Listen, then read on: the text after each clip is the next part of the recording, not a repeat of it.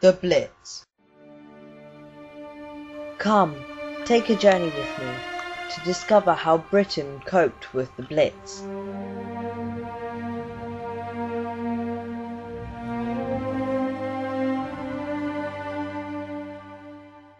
The Blitz began on the 7th of September 1940 and ended in 1941.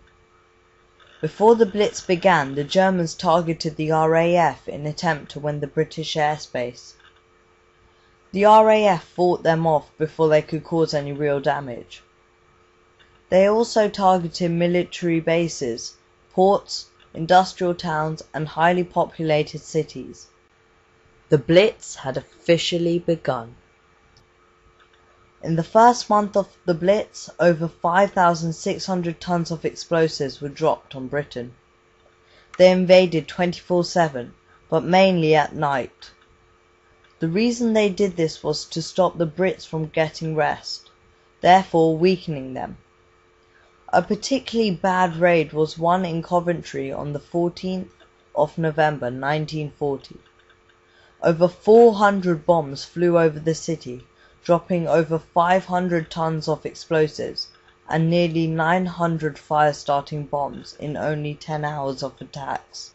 At least 520 people were killed. Further attacks forced Britain to retaliate. The RAF bombed German cities with similar tactics to the Coventry bombings, but on a bigger scale. In September 1939, Britain had been warned that air attacks were coming. In an attempt to protect the people, the government issued Anderson shelters to households in highly populated areas. These shelters were new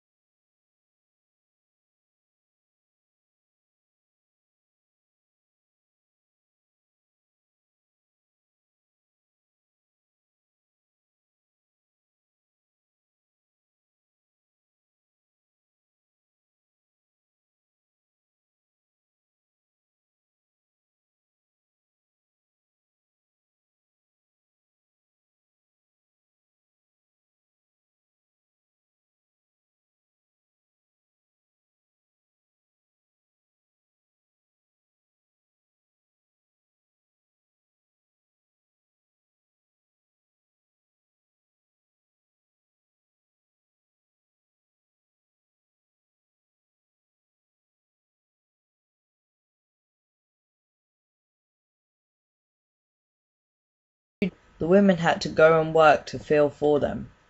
The women worked as officers, farmers, telephone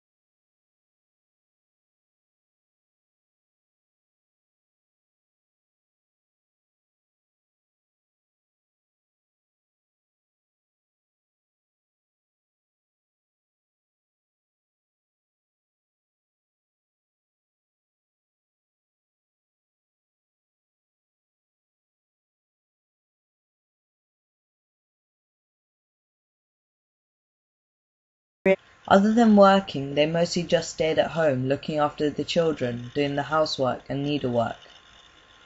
Of course, not all women had to take care of children, because they were mostly all evacuated to the countryside rather than the city. Although the mothers were evacuated too, they did often get split up. This was because of the great danger of homes and schools being bombed by the Germans. The evacuation scheme was put into place in 1939, and around 800,000 children were evacuated. Some stayed for the whole duration of the war, but some only stayed for a few weeks. Cornwall, Wales and Devon were a few places that some of the children got sent away to. They stayed with host families who looked after them while they were there. They were also moved to villages in the north, East Anglia and Scotland. The code name for the evacuation was Operation Pied Piper. The journey often started off with the children walking to school, and then getting on the buses to travel to the station where the trains were waiting for them. Some of the children were quite excited to go away, because for a lot of them it would have been a completely new experience, but some would have found it extremely difficult and scary to leave their parents. A gas mask, food for the journey, a small wash bag and clothes were the main things that the evacuees had to carry around with them. Britain is still known for their good spirit, but in reality, when you consider all the aspects of war, like the mass destruction of cities, all the people that lost their lives or got injured, you have to think, how could they have possibly been jolly? How do we know it wasn't just what the government was saying?